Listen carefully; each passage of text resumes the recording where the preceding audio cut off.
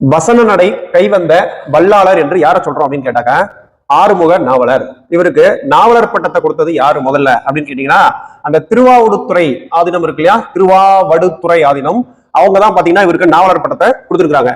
இதுவே ஆறுமுக நாவலருக்கு வசன நடை கை வந்த வல்லாளர்னு பட்டம் கொடுத்தது யாருன்னு கேட்டா அங்க பாருங்க பரிதிமாறு கலைஞர். இவர் தான் இவரை வசன நடை கை வந்த வல்லாளர்னு சொல்லியிருக்கிறார். இந்த ஆறுமுக நாவலர் பதிப்பாசிரியரும் கூட. இந்த இடத்துல பதிப்பாசிரியர்னு சொல்லும்போது என்னதாங்க பதிப்பித்தாரு அப்படின்னா பரிமேலழகர் உரை இருக்கு தெரியுமா, பரிமேலழகர் உரை முக்கியமா திருக்குறளுக்குன்னு நம்ம சொல்லுவோம். அந்த திருக்குறள் பரிமேலழகர் உரையவும் இவர் தான் பதிப்பிச்சிருக்கிறாரு.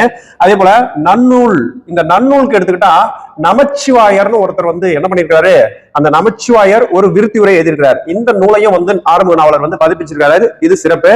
அது மட்டும் இல்ல, இந்த 12 அந்த புராணங்கள் சொல்றோம் இல்லையா, இந்த புராணங்களை ஆறுமுக நாவலர் என்ன பண்ணிருக்காருன்னா வசனமாக, எப்படி படிக்கிறதுக்கு ஏற்ற மாதிரி வசனமாக எழுதி அதை